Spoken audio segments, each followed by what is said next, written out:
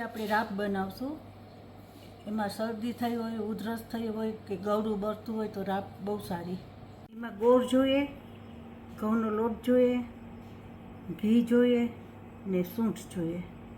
આમાં 4 ચમચા નાખશું ગોળ આપણે.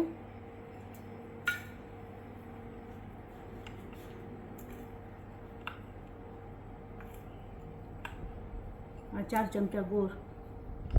આ 3 કપ પાણી નાખશું આપણે.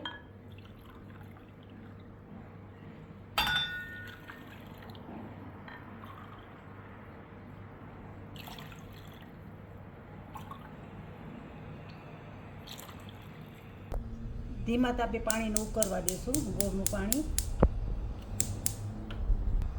ગોળની અંદર સૂંઠ નાખી દેશું 1 ચમચો. આ ગોળ ઓગળી જાય ને ત્યાં સુધી ઉકાળવાનું પાણી. આ ઉકળે છે પાણી.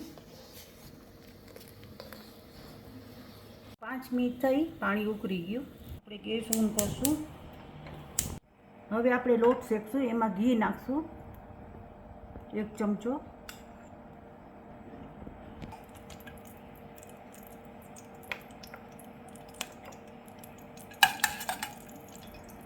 આમાં અજમો નાખશું 1/2 ચમચી.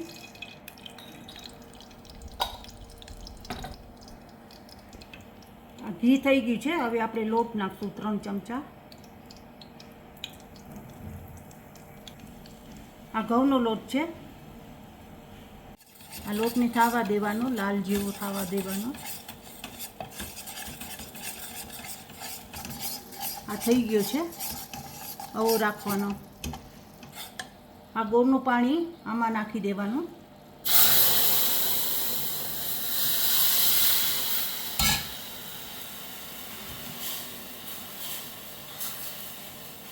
આ ઉકળવા દેવાની રાબને.